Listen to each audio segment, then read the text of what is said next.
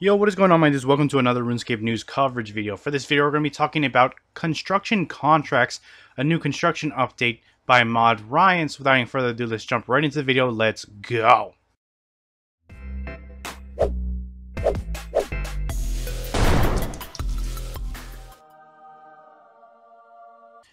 Alright guys, so Mod Ryan was actually experimenting with something different in terms of construction, seeing how far he can push it into the game jam last weekend.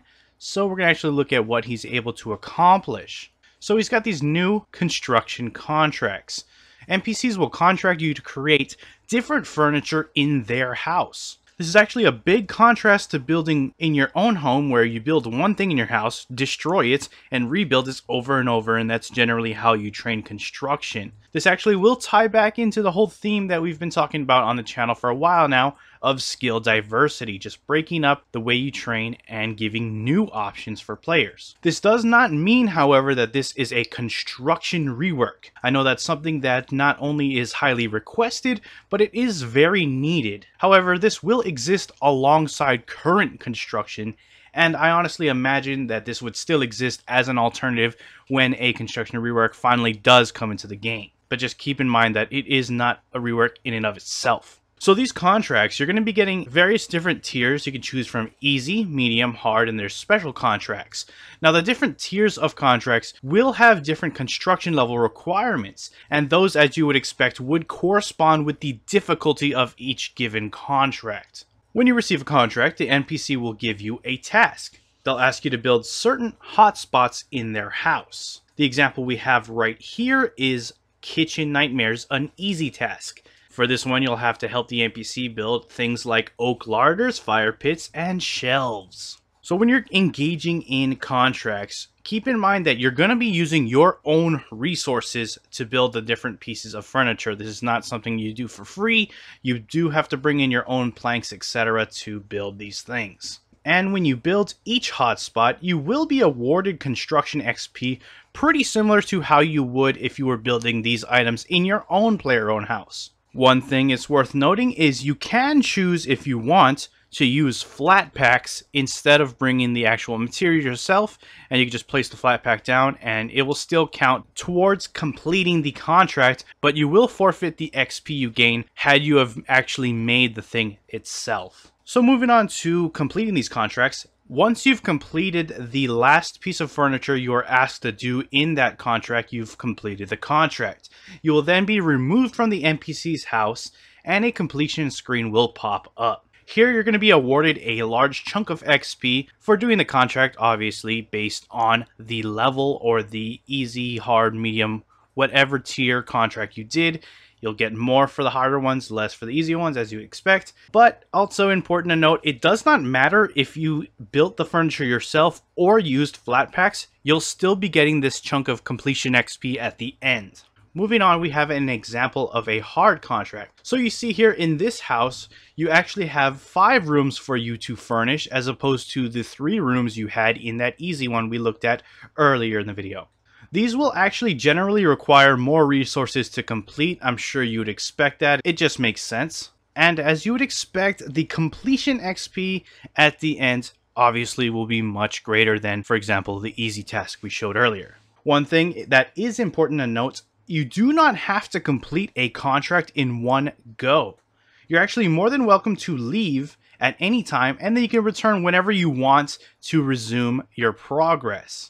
You can see here on screen that in the contract interface Mod Ryan's looking at, a wooden bench has been crossed out because he has already made that. So that is one way of indicating that you've already built certain objects in certain rooms. Now there actually will be a more sophisticated checklist while you're actually in the NPC's house that will give you much more detailed information by the time the update actually goes out. It's likely to include not only a list of the furniture that you're tasked to build, but it can also show you exactly how much materials you'll need to complete the task. The one you're seeing on screen is a much more primitive version.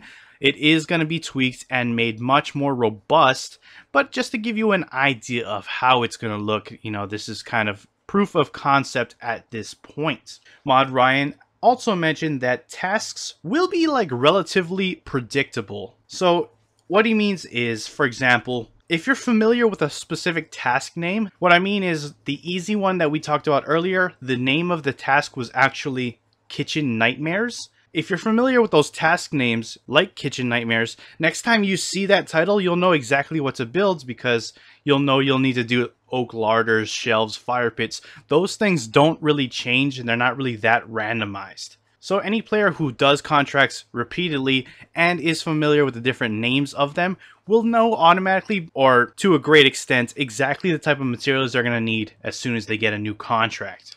You've probably noticed throughout the video that through the outsides of each house, there's this really offsetting roofing. In the first live stream, that was just Mod Ryan's personal reminder that he was actually going to do something with the outside of a player-owned house, because if you're not familiar or you've never been to your player-owned house in a while, the edges really just cut off and it's kind of off-putting and it just looks like nothingness once you reach the edge of your player-owned house. So in the second Game Jam live stream, he showed off what he did, and he actually made it similar to like RuneSpan or the Clan Citadels, where it looks like your house is actually like a floating island, and he actually has a skybox with it, so you are getting that feel of it's a floating island. Just, you know, it's not really anything more than an aesthetic change, but it does look really good in my opinion.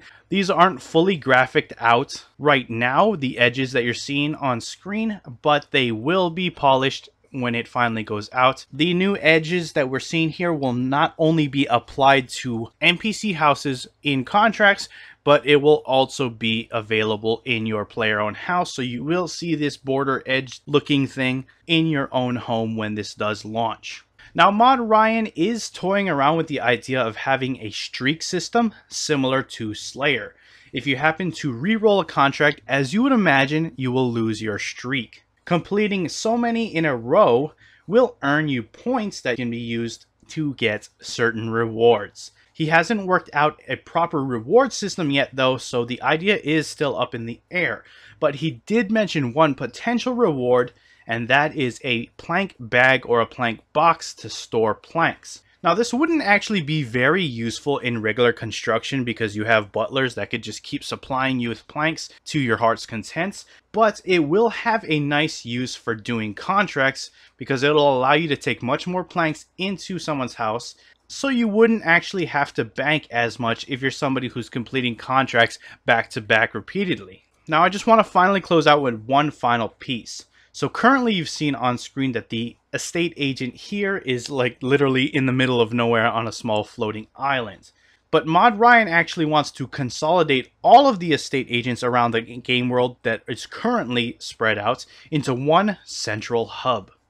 You'll be able to access anyone's house from this hub. So it doesn't matter where you placed your home, no matter where you live, anybody who comes to this hub will have access to not only their own house, but they can access any other player's house as well easily, assuming, you know, someone lets them in.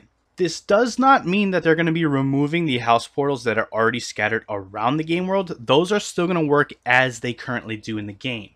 But you can set your exit location to where your house actually is if you use the portal in the hub. I imagine that would make it much easier for anybody, for example, who would want to host like a gilded altar in their house. They could do so at this hub, regardless of where they've placed their home. They're not forced to do it in, for example, Yanil, which is pretty cool. Let me know if that's something you'd appreciate. So that looks like some really cool construction updates. A really neat way to vary up the construction, while not really changing it dramatically. Again, this is not a rework, but it is going to exist alongside construction, how it is the current construction. That being said, I don't know exactly when this plans to come out into the live game, but when I get more information, I'll definitely let you guys know. Let me know what you think about it though. Do you see yourself doing these construction contracts, or are you somebody who would prefer to do the traditional method where you build something, tear it down, build it again? I'd love to hear your thoughts on this topic. That will wrap it up for the video, guys. If you enjoyed it, hit that like button. If you're not subscribed yet and you want to stay up to date on all things RuneScape related, then hit that subscribe button. Anyways, I appreciate you watching. I am out. Peace.